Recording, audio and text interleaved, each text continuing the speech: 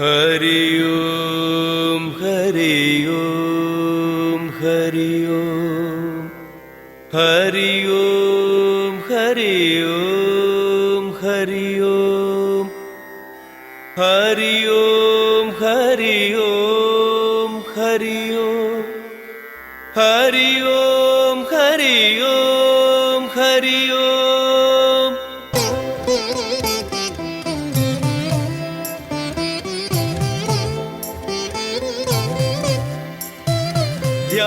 ധ്യാനജപാദികൾ ചെയ്തിടാത്തോൻ ആനന്ദാമൃതമുന്നില്ല.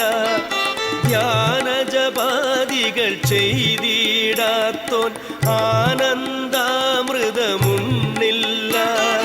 ധർമ്മം ദയ ഇവ കൂടാതെ സൽക്കർമ്മം ചെയ്യാൻ കഴിയില്ല.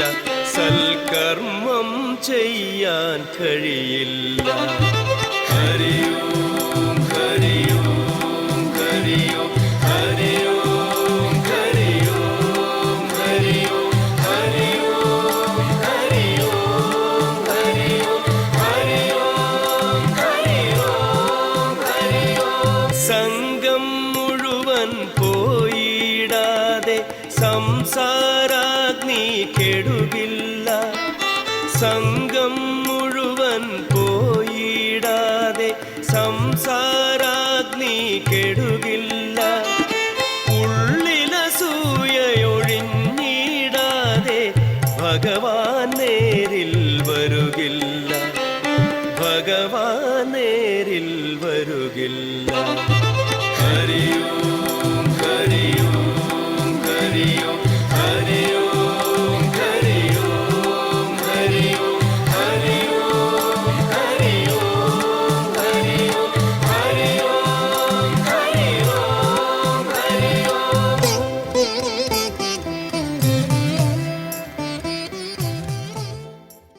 നാം പലതും പഠിച്ചിട്ടുണ്ടെങ്കിലും പല കഴിവുകൾ ഉള്ളവരാണെങ്കിലും പല സ്വഭാവങ്ങളുള്ളവരാണെങ്കിലും നമ്മൾ മനസ്സിലാക്കാതെ പോയ ഒരു വസ്തുത, നമ്മുടെ മനസ്സ് എന്ന് പറയുന്ന ഈ സാധനം എന്താണ്? പലതരത്തിലുള്ള ചിന്തകൾ എൻ്റെ ഉള്ളിലൂടെ കടന്നു പോകുന്നുണ്ട്, നല്ലതും ചീത്തതും. What is this? ഈ മനസ്സെന്ന് പറയുന്നത് എന്താണ്? ഇത് എവിടുന്ന് വന്നു? ഇതിനെ ആര് നിലനിർത്തുന്നു? ഇത് തിരിച്ച് എങ്ങോട്ടാണ് പോവേണ്ടത്? ഇത്തരം ചിന്തകളൊന്നും നമ്മുടെ സമൂഹത്തിൽ ആരും നമുക്ക് പറഞ്ഞു തന്നിട്ടില്ല. ഉണ്ടോ? നമുക്കറിയില്ല ഇതെന്താണെന്നുള്ളത്. നമ്മൾ ചിന്തിക്കുന്നുണ്ട്, നല്ല സ്വഭാവം കാണിക്കുന്നുണ്ട്. ചിലയിടത്തൊക്കെ നമ്മുടെ കുരുത്തം കേട്ട സ്വഭാവം വരുന്നുണ്ട്. മത്സരവും സ്വാർത്ഥതയും പോരും അസൂയയും വിദ്വേഷവും ഒരു വശത്തുണ്ട്. കാമക്രോധ ലോപമോഹങ്ങൾ ഒരു വശത്തുണ്ട്. ചിലപ്പോഴൊക്കെ നമുക്ക് സ്നേഹം, ദയ, വാത്സല്യം, കാരുണ്യം, നല്ല സ്വഭാവമുണ്ട്. ഈ ലോകത്തിൽ ചീത്ത സ്വഭാവം മാത്രമായിട്ട് ഒരാളെ നിങ്ങൾ കണ്ടിട്ടുണ്ടോ? ഉണ്ടോ? നല്ല സ്വഭാവം മാത്രമായിട്ട് ഒരാളെ നിങ്ങൾ കണ്ടിട്ടുണ്ടോ? നമ്മൾ തന്നെ നല്ല തെളിവല്ലേ, വേറെ എന്തിനാണ് തെളിവ് നോക്കുന്നത്? അപ്പം ഇന്നേ വരെ നല്ലതും ചീത്തതും മാത്രമായിട്ട് ഒരാളുണ്ടായില്ല. അപ്പം നമ്മൾ അറിയേണ്ടതായിരുന്നു ഈ മനസ്സിനെക്കുറിച്ച് കൂടുതൽ. വാസ്തവത്തിൽ ഭാരതീയ സംസ്കാരം എന്ന് പറയുന്നത്, ഭാരതീയ ആചാര്യന്മാർ, ഋഷീശ്വരന്മാർ നമുക്ക് പരിചയപ്പെടുത്തി തരുന്നത്, ശരീരത്തേക്കാൾ കൂടുതൽ നമ്മളെ പരിചയപ്പെടുത്തി തരുന്നത് നമ്മുടെ മനസ്സിനെയാണ്. നിങ്ങൾ ഗീതയിൽ 8-ാം അധ്യായത്തിൽ അർജുനൻ ചോദിക്കും, ഭഗവാനെ കിം ബ്രഹ്മ കിമധ്യാത്മം. ഒരു ചോദ്യം ഇതാണ്, ഭഗവാനെ ബ്രഹ്മം എന്ന് പറയുന്നത് എന്താണ്? കിം അധ്യാത്മം എന്ന് പറയുന്നത് എന്താണ്? ഉടനെ ഭഗവാൻ അതിന് ഉത്തരം പറയാണ്, അക്ഷരം പരമം ബ്രഹ്മ സ്വഭാവോധ്യാത്മമുച്യതേ. അക്ഷരം, അതാണ് ബ്രഹ്മം. അക്ഷരം എന്ന് പറഞ്ഞാൽ ABCDEFG എ എന്നുള്ള അക്ഷരമാണോ? അല്ല. ആ എന്നുള്ള അക്ഷരമല്ല. അക്ഷരം എന്ന് പറഞ്ഞാൽ അക്ഷരം ഇല്ലാത്തത് ബ്രഹ്മം. അപ്പൊ ചോദിച്ചു, അധ്യാത്മം എന്ന് പറഞ്ഞാലോ? സ്വഭാവവും അധ്യാത്മമുച്യതേ. സ്വഭാവം എവിടെയാണ്? ശരീരത്തിലാണോ? നമ്മുടെയൊക്കെ സ്വഭാവം എവിടെയാണ്? മനസ്സിൽ. ശരീരത്തെയല്ല ഭഗവാൻ പരിചയപ്പെടുത്തി കൊടുക്കുന്നത് മനസ്സിനെയാണ്. അങ്ങനെ നമ്മൾ ഇതിലേക്ക് ഇറങ്ങിത്തിരിക്കുമ്പോൾ നമ്മുടെ ഋഷീശ്വരന്മാർ ആദ്യം നമ്മളെ പഠിപ്പിക്കുന്ന കാര്യം, ഈ മനസ്സിനെക്കുറിച്ച് കൂടുതൽ നിങ്ങൾ പഠിക്കുന്നതിന് മുമ്പ് മനസ്സിൻ്റെ ഉറവിടം അത് നിങ്ങൾ കണ്ടെത്തും. അതെന്തിനാണ് നിങ്ങൾ കണ്ടെത്തുന്നത്? കാരണം പ്രകൃതിയുടെ നിയമം ഇതാണ്, ഏതിൽ നിന്ന് വന്നുവോ അതതിലേക്ക് തിരിച്ചു പോയേ പറ്റൂ. അതെങ്ങനെ നിങ്ങൾക്ക് മനസ്സിലായി? കാരണം പ്രകൃതിയിൽ അതാണ് നടന്നുകൊണ്ടിരിക്കുന്നത്, അല്ലേ? ആൽബർട്ട് ഐൻസ്റ്റീനെ പോലുള്ള ശാസ്ത്രജ്ഞന്മാർ ബിഗ് ബാങ് തിയറി, ഒരു സ്ഫോടനത്തിലൂടെ സൂര്യനും ചന്ദ്രനും നക്ഷത്രങ്ങളും ഭൂമിയും ജീവജാലങ്ങളൊക്കെ ഉണ്ടായി എന്നെഴുതി വെച്ചപ്പോൾ, ഡാർവിൻ എവല്യൂഷൻ തിയറി എഴുതി വെച്ചപ്പോൾ, തുടങ്ങിയിട്ടുള്ള ക്വാണ്ടം ഫിസിക്സ് ഇവരൊക്കെ എഴുതി വെച്ചപ്പോൾ അവസാനം ഇവർക്ക് പറയാനുള്ളത് എനർജിയിൽ നിന്നും വന്നത് മാറ്ററായി വീണ്ടും അതെല്ലാം എനർജിയിലേക്ക് തിരിച്ചു പോകും. ഒരു ബിഗ് ബാങ് തിയറി ഉണ്ടെങ്കിൽ ഒരു ബിഗ് ക്രഞ്ച് തിയറിയും ഉണ്ട്. ഈ പ്രപഞ്ചത്തിൽ സൂര്യനും ചന്ദ്രനും ഭൂമിക്കും വീണ്ടും പഴയ അവസ്ഥയിൽ പോവേണ്ടതുണ്ടെന്ന് ആധുനിക ശാസ്ത്രജ്ഞന്മാരും സമ്മതിക്കുന്നു. അപ്പോൾ ഒന്ന് ഉറപ്പാണ്, അത് വന്നതിൽ നിന്നും വന്നതിലേക്ക് തിരിച്ചു പോകേണ്ടതുണ്ട്. നമുക്കാണെങ്കിൽ പ്രത്യക്ഷമായത് കണ്ണുകൊണ്ട് കാണാൻ സാധിക്കുന്നു. വീട്ടിൽ മരണം നടക്കുന്നു, അവർ ദഹിപ്പിക്കുന്നു, അവരുടെ ശരീരം മണ്ണിലേക്ക് ചേർന്ന് പോകുന്നുണ്ട്. ഒരു വാഴ വെട്ടിക്കഴിഞ്ഞാൽ അതും മണ്ണിലേക്ക് പോകുന്നുണ്ട്.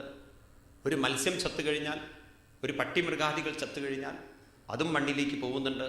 ഇതൊക്കെ നമ്മൾ കണ്ണുകൊണ്ട് കാണുന്നുണ്ടെങ്കിൽ നമുക്ക് മനസ്സിലാവുന്നുണ്ട് എല്ലാവരുടെയും ശരീരം പ്രകൃതിയിലേക്ക് പോകുന്നു. മനസ്സിലാക്കാൻ പ്രയാസമില്ല. അവിടെയാണ് വിവേകികളായിട്ടുള്ള ആളുകൾ ചോദിക്കുന്നത്, ഈ ശരീരം പ്രകൃതിയിലേക്ക് പോകുന്നത് പോലെ മനസ്സെങ്ങോട്ട് പോകണം? അപ്പോൾ അവർ they are not bothered about the body, they bothered about the mind. ഇതെവിടുന്ന് വന്നു? അപ്പോൾ അവർക്ക് മനസ്സിലായി, മനസ്സ് വന്നത് കണ്ടുപിടിക്കാൻ എളുപ്പമായ വഴി ഈ ശരീരത്തെ ആര് നിലനിർത്തുന്നുവോ അതിലേക്കാണ് ശരീരം പോകുന്നത്. ആരാ ശരീരത്തെ നിലനിർത്തുന്നത്? ഇവിടെ ഭാര്യയും ഭർത്താവും മക്കളും എന്നല്ല പറയുന്നതേ, അർത്ഥത്തിലെടുക്കരുത്. ആഹാരം, വെള്ളം, വായു എന്ന് വെച്ചാൽ പഞ്ചഭൂതങ്ങളാണെങ്കിൽ ഇത് തിരിച്ചു പോവേണ്ടതും. അപ്പോൾ ഈ ശരീരത്തിൽ ഇപ്പോൾ മനസ്സ് നിറഞ്ഞു നിൽക്കാൻ കാരണം, മനസ്സ് പ്രവർത്തിക്കാൻ കാരണം ഈ ശരീരത്തിൽ ആരാണ് ഇതിനെ നിലനിർത്തുന്നത്? അവർക്ക് മനസ്സിലായി, മരിച്ച ശരീരത്തിൽ മനസ്സ് നിലനിൽക്കാത്തതിന് കാരണം ആ ശരീരത്തിൽ ഇല്ലാത്തൊരു സാധനം ഇപ്പോൾ നമ്മുടെ ശരീരത്തിലുണ്ടെങ്കിൽ അത് ചൈതന്യമല്ലാതെ മറ്റൊന്നുമല്ല. അപ്പം മനസ്സ് വന്നിരിക്കുന്നത് ഉള്ളിൽ നിറഞ്ഞിരിക്കുന്നൊരു ചൈതന്യത്തിൽ നിന്നാണ്. അതിനെ നിലനിർത്തുന്നതും ചൈതന്യമാണ്. അതുകൊണ്ട് അതിന് തിരിച്ചു പോവേണ്ടതും ചൈതന്യത്തിലേക്കാണ്. ആ ചൈതന്യത്തെ നോക്കിക്കൊണ്ട് ഋഷീശ്വരന്മാർ പറഞ്ഞു, ഇത് തന്നെയാണ് സനാതനം, ഇത് തന്നെയാണ് ബ്രഹ്മം, ഇത് തന്നെയാണ് ഭഗവാൻ, ഇത് തന്നെയാണ് പരമാത്മാവ് എന്നൊക്കെ അവർ വിളിച്ചു പറഞ്ഞു. അപ്പം അതിലേക്ക് നമ്മുടെ മനസ്സിനെ നമുക്ക് എത്തിക്കണമെങ്കിൽ നമ്മുടെ മനസ്സിന് ചില യോഗ്യതകൾ വേണം. എവിടെ നിന്ന് വന്നു അവിടേക്ക് എത്തിച്ചേരണമെങ്കിൽ ഒരു യോഗ്യതകൾ വേണം. അതെന്താ യോഗ്യത? ഏത് മനസ്സേ അതിലേക്ക് എത്തുള്ളൂ? അവിടെ നമ്മുടെ പൂർവികന്മാർ നമ്മളെ പറഞ്ഞ് മനസ്സിലാക്കി തരുന്നു, സമബുദ്ധിയുള്ളൊരു മനസ്സിന് അവിടേക്ക് എത്തിച്ചേരാൻ സാധിക്കും, അല്ലെങ്കിൽ അതിലേക്ക് ലയിക്കാൻ സാധിക്കും. അതിനൊരു സയന്റിഫിക് ആയിട്ടുള്ള എക്സ്പ്ലനേഷൻ ഉണ്ട്, അത് നമുക്ക് പിന്നീട് നോക്കാം. ഏതായാലും ഭഗവാൻ വളരെ വ്യക്തമായി പറയുന്നു, സർവത്ര സമബുദ്ധയ തേ പ്രാപ്നുവന്തി മാമേവ. സർവത്ര സമബുദ്ധിയുള്ളവർക്ക് മാത്രമേ എന്നെ പ്രാപിക്കാൻ സാധിക്കുള്ളൂ. 12-ാമത്തെയും ഗീത പഠിച്ചാൽ നിങ്ങൾക്ക് വേഗം മനസ്സിലാവുന്നത്. 2 തരം ഭക്തന്മാരെ കുറിച്ച് അർജുനൻ ചോദിക്കുന്നുണ്ട്. ഭഗവാനെ, 2 തരം ഭക്തന്മാരുണ്ടല്ലോ, ആരൊക്കെയാണ്? ഒന്ന് രൂപത്തെ ഉപാസിക്കുന്നവരും, രണ്ടാമത്തത് തത്വത്തെ ഉപാസിക്കുന്നവരും. ഇവരിൽ ആരെയാണ് അങ്ങയ്ക്ക് പ്രിയം എന്ന് ഭഗവാൻ ചോദിക്കുകയാണ്. ഉടനെ ഭഗവാൻ പറയുന്നു, എനിക്ക് ഏറ്റവും പ്രിയം ഇവരിൽ ആരെയാണെന്നറിയോ അർജുന? രൂപത്തെ ഉപാസിക്കുന്നവരെയാണ് പ്രിയം. അതെന്താ ഭഗവാനെ അങ്ങനെ രൂപത്തെ ഉപാസിക്കുന്നവരെ പ്രിയം, തത്വത്തെ ഉപാസിക്കുന്നവരെ അങ്ങേക്ക് പ്രിയമല്ലേ എന്ന് അർജുനൻ ചോദിക്കുമ്പോഴാണ് അവിടുത്തെ ഭഗവാൻ 12-ാമത്തെ അധ്യായത്തിൽ പറയും, കൂടസ്ഥം അജലം ധ്രുവം സന്നിയമ്മേന്ദ്രിയ ഗ്രാമം സർവത്ര സമബുദ്ധയ തേ പ്രാപ്നുവന്തി മാമേവ. 12-ാമത്തെ അധ്യായത്തിൽ 3-4 ശ്ലോകങ്ങളിലൂടെ ഭഗവാൻ പറയും, അർജുന, ആരാണോ അവരുടെ മനസ്സിനെ സർവത്ര സമബുദ്ധിയാക്കി വെച്ചിരിക്കുന്നത്, തത്വത്തെ ഉപാസിച്ചുകൊണ്ട് ഇന്ദ്രിയങ്ങളെ സംയമനം ചെയ്ത് അല്ലെങ്കിൽ മനസ്സിൻ്റെ ശ്രദ്ധ ഭഗവാനായിരിക്കുന്ന എന്നിലേക്ക് കൊണ്ടുവന്ന് സർവത്ര സമബുദ്ധി നേടിയിരിക്കുന്നത്, തേ പ്രാപ്നുവന്തി മാം ഏവ, അവരെന്നെ പ്രാപിക്കുന്നു. അപ്പൊ പിന്നെ പ്രിയം എന്ന് പറയാത്തതിന് കാരണം അവർ ഓൾറെഡി എന്നെ പ്രാപിച്ചവരാണ്. പിന്നെ അവരെ പ്രിയം എന്ന് പറയേണ്ട ആവശ്യമില്ല, കാരണം ഞാനും അവരും ഒന്നാണ്. പിന്നെ ഇങ്ങനെ പ്രിയം എന്ന് പറയാ, പ്രിയം എന്ന് പറയണമെങ്കിൽ എന്നിൽ നിന്നും വേർപെട്ട ഒന്നിനെയാണ് പ്രിയം എന്ന് പറയാ. അപ്പൊ അർജുനന് സ്വാഭാവികമായൊരു ചോദ്യം ഉണ്ടാവുന്നതാണ്, അങ്ങനെയാണെങ്കിൽ എന്തുകൊണ്ട് രൂപത്തെ ഉപാസിക്കുന്നവര് അങ്ങയെ പ്രാപിക്കുന്നില്ല, അല്ലെങ്കിൽ അങ്ങയെ പ്രാപിക്കാൻ എന്തു വേണം? അപ്പൊ ഭഗവാൻ പറയാണ്, അർജുന, അതിന് കാരണം അവരുടെ മനസ്സ് ഇപ്പോ എൻ്റെ തത്വത്തെ ഉപാസിക്കാൻ യോഗ്യത നേടിയിട്ടില്ല. എന്തുകൊണ്ടാണ് യോഗ്യത നേടാത്തത്? ക്ലേശോധികതരസ്തേഷാം അവ്യക്താസക്തചേതസാം അവ്യക്താഹിഗതിർദുഃഖം ദേഹവദ്ഭിരവാപ്യതേ. ക്ലേശോ അധികതരമാണ്. അതായത് ഡയറക്റ്റായിട്ട് നമ്മൾ തത്വത്തിലേക്ക് പോയി കഴിഞ്ഞാൽ മനസ്സ് പിടുത്തം കിട്ടില്ല എന്ന് മാത്രമല്ല, വേഗം ഉറക്കത്തിലേക്ക് പോകും. എന്തുകൊണ്ടാണ് ചോദിച്ചു കഴിഞ്ഞാൽ, അയാള് രൂപമില്ലാത്ത രൂപത്തെ ഉപാസിക്കാനുള്ള അഭ്യാസം, ആ കഴിവ് ആ മനസ്സിന് നേടാൻ സാധിച്ചിട്ടില്ല. അതുകൊണ്ട് അർജുന എന്ത് വേണം? ദേഹവദ്ഭി. ദേഹവദ്ഭി എന്ന് പറഞ്ഞാൽ ഈ ദേഹസംബന്ധമായ പ്രശ്നങ്ങൾ, ഈ ദേഹവുമായി ബന്ധപ്പെട്ട വസ്തുക്കളുടെ പ്രശ്നങ്ങൾ, ഈ ദേഹവുമായി ബന്ധപ്പെട്ട വ്യക്തികളുടെ പ്രശ്നങ്ങൾ ആരുടെ മനസ്സിനെ അലട്ടുന്നുണ്ടോ അവരൊന്നും തത്വത്തെ ഉപാസിക്കാൻ യോഗ്യരായിട്ടില്ല. അപ്പൊ ഇതൊന്നും നമ്മളെ ബാധിക്കാത്ത വിധത്തിലാക്കണമെങ്കിൽ, എന്തു വന്നാലും ഭഗവത് പ്രസാദമായി മനസ്സ് കാണണമെങ്കിൽ, അവിടെ എത്തണമെങ്കിൽ ആദ്യം എന്ത് വേണം?